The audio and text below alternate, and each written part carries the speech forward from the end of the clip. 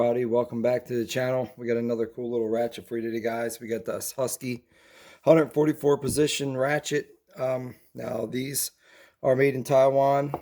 This is the second time I've done this video. My file got corrupted or whatnot, so it didn't upload right. So we're gonna do it again. So anyway, this one here from top to bottom is 9 inches long.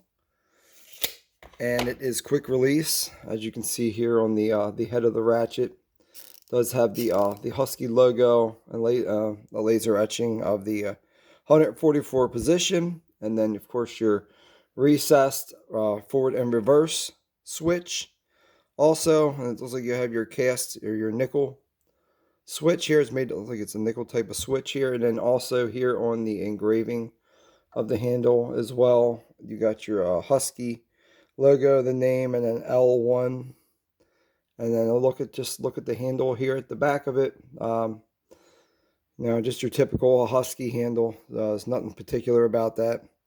Now these do have just a single snap ring inside of them, so it's easy to take apart. But we're gonna go ahead and open this up. Take a quick look on the inside of it, and go from there. There's your C-clamp. Your snap ring. Sorry. Snap ring. And you have your backing plate, which is awfully thin. Now, I lubed this thing, so you'll see that there is tons of lubrication. I actually made this video about a year ago, and my camera, whatever, for the angle, it was turned the wrong way, so I didn't like the angle. So here's your O-ring in here. As you can see, there's an O-ring inside here, your rubber O-ring right here. So it has a sealed head on it as well. And then your pawls here on the inside, it's the dual floating pawls here. And as you can see, the color, there are two different colored pawls. You got a black colored pawl, and then you got your regular, your metal colored pawl here. And then they're also marked with a T and a B on them as well, so when you put them back together, they go in the right spot. Try to get this to focus, and you can see that one's got the T on it, as you can see right there, and then this one has the B on it. You can see it right there, but the B is for the bottom or the back of the ratchet, so you know how that goes in. Now these do have the two detents that are inside of the pawl itself. The reverse switch. So it's one detent, and your other detent is right here. And I'm using these other electronic tweezers. I don't think they're magnetized, so they should be okay. Here's your reverse switch. Now that should just pop out, and then you kind of rock it up to get it out, because it has this little lip here on the front. To get it inside there, you got to rock that lip. And as you can see, this has an O-ring too, so you got seals on the reverse switch and the anvil. Both have they're both sealed. And then this one here has the let me get this out. There it is. There's the other detent spring that holds pressure on the switch. And so there you go. There's your detent switch. All these detent switches are all the same size. For whatever reason, I thought one was longer than the other. It was just the spring was hanging more out of the back. But you can actually take that spring and shove it up in there a pretty decent amount of ways. And if you want to get a little bit more spring out of it, you can always take it and stretch it a little tiny bit and put it back in there. If you feel like the detent is a little small, sometimes you can get away with stretching it, or you can put a bigger spring, but these springs are pretty minuscule and small, so I don't know how you would why you would want to do that. So here's the inside of your ratchet. Like the chroming inside, it looks pretty decent, and then the broaching and everything looks quite nice. And then, like I said, the sharp edges, you do have a little bit of sharp edges on the face of it, but on the back they do bevel the edges, and they're kind of smooth, so that's one thing that's a little different, is the machining, the final machining on the from one side of the ratchet to the other. Now to put this thing back together, we're going to start with this pawl here. And that worked pretty good. I'm sorry, the detent. Put that detent in. All right, now here's your tweezers. That's what I'm using.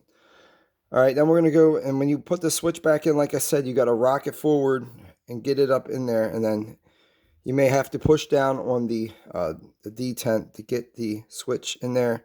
And you should feel it seat because it has that O-ring on there. So once you get that in there, then you're going to want to drop your other two detents inside. And you kind of want to have them, you know, in the right position before you go ahead and stick them down in there. These so there's one, and these are working pretty good. Now another guy that I watch, Snapbrain Chronicles, he's got a pair of plastic pliers. I don't know if they sell them in Harbor Freight, but I might just want to try them out just because they are not magnetic. But these metal ones here that these stainless ones that I got off of Amazon work pretty well, and these are not magnetic too. But they do have a really sharp point on them, so you can grab really, really fine things with them. Okay, so these pawls here, I like to put these in at the same time. So when I took them out, I did not move them around. They're still in the same position, but I'll put the top and the bottom, and then you set your switch to one side, and then I'll give you enough room to when you rock the pawl inside there, and you rock the pawl inside there, and that should get you right back where you need to be. And you kind of, if you want to try it out, just keep your finger over the pawls, because sometimes they want to slide out. If you're spinning it without the faceplate on, they're going to want to slide out on you. So you would want to just keep your finger over that to keep it from sliding out. Because some of the other ratchets I have, when you put them together, the tolerances are really tight, and it's kind of hard to get it in there. But this Huskey ratchet's got pretty good tolerances in there. It's not super tight, so I mean, I'd rather have it tighter myself. That way you have a lot less play in it. But this Huskey ratchet feels pretty good. Like I said, you just put that in there, and then I like to just use a screwdriver to pop it down in there sometimes. It depends on what the situation is. Just go ahead and give it a little, we'll wipe it off a little bit, and you can hear it. And we'll swip it the other way. But this is a pretty smooth ratchet. Not bad. If you want to get this ratchet, they sell it. Home Depot sells these ratchets. Whoever else sells Huskey, by Home Depot, you can get it off the internet. You can get it off Amazon. The Home Depots down where I live, though, do not carry these ratchets, so you have to order them. But you know, it may be different in anybody, your area where you live at. They may have these 144 position ratchets. One other thing, we'll just check the detent with the socket here, just to see here.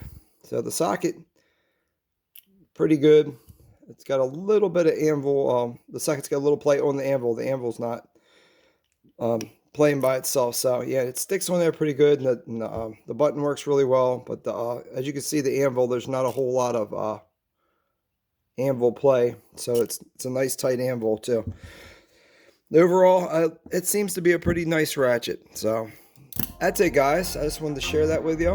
I just want to thank everybody for watching the video. Just leave a comment, subscribe. That's it, guys. God bless you guys. Thank you, and just have a wonderful day. Thank you.